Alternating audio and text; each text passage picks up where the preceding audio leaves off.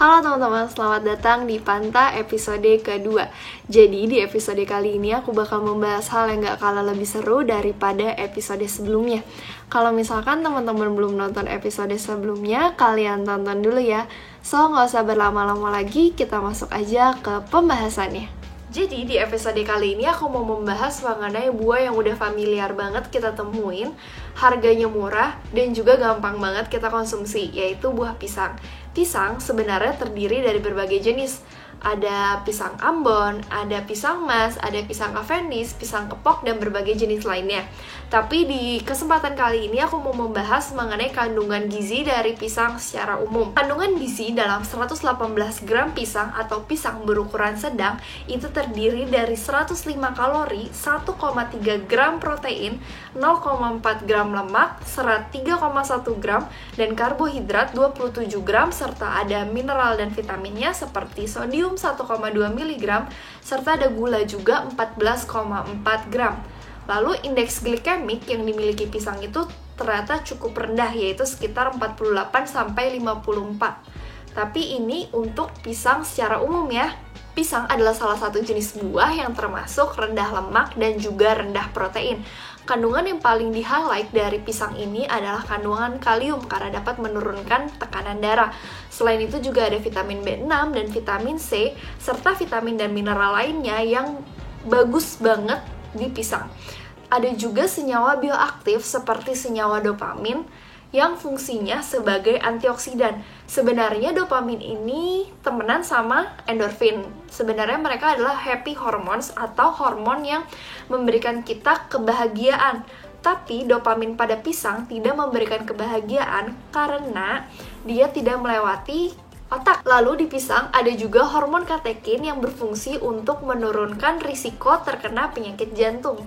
Nah, pertanyaan sesungguhnya adalah sebenarnya kalau kalian milih pisang, lebih milih yang ada berbintik hitam seperti ini atau lebih milih yang biasa kayak yang seperti ini? Kalau aku tanya teman-temanku mengenai pisang yang berbintik hitam, mereka lebih cenderung untuk menghindari dan mereka cenderung untuk nggak mengkonsumsinya dan dibuang.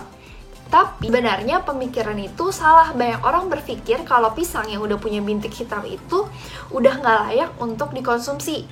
Tapi sebenarnya enggak. Pisang berbintik itu punya banyak sekali manfaatnya untuk tubuh kita. Pisang yang berbintik itu menandakan bahwa pisangnya ini mengalami ripening. Beberapa fakta yang aku temukan setelah aku melakukan riset mengenai pisang yang berbintik, itu yang pertama adalah kandungan karbohidratnya itu berubah banget.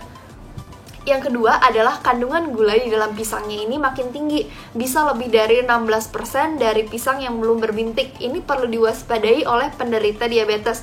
Gula yang terkandungnya ini bentuknya sudah dalam bentuk sukrosa, fruktosa, dan glukosa. Dan juga untuk plusnya, ini pisang ini jadi bikin kita lebih berenergi karena dia punya kandungan gula yang lebih banyak daripada pisang pada umumnya.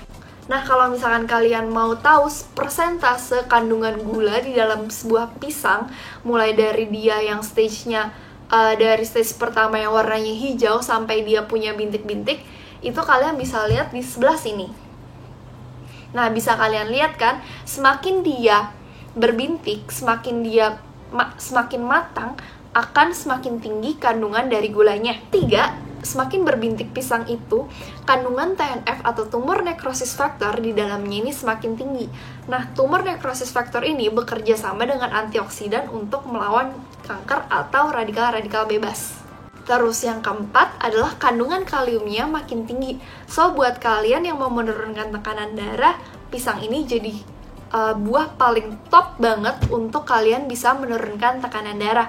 Dan juga di sini ada zat besi dan kalium yang bikin kita gak gampang anemia. Yang kelima adalah kandungan serat pektin yang larut air di dalam pisang ini jadi makin tinggi. Kalau misalkan kita lihat pisang yang bertitik itu kan jadi teksturnya makin lembek ya.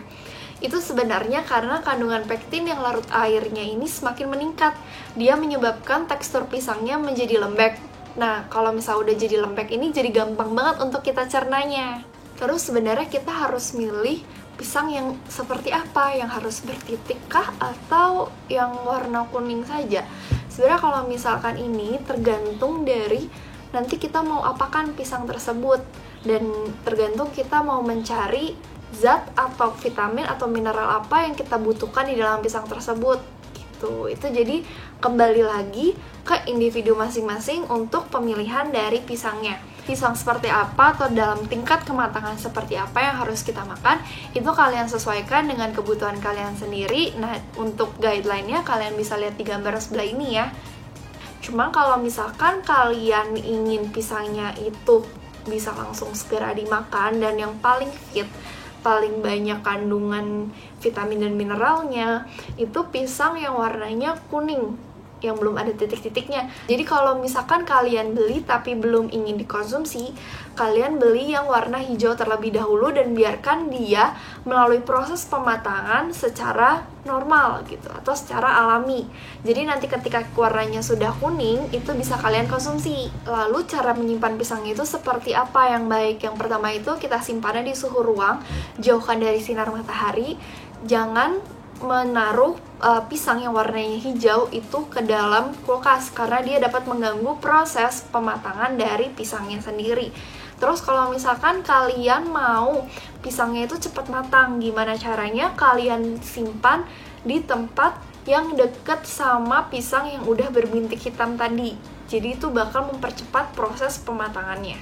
Sekian video pembahasan dari aku, semoga apa yang aku sampaikan ini bisa bermanfaat dan juga bisa menambah ilmu bagi teman-teman semua. Kalau misalkan ada salah kata, aku minta maaf.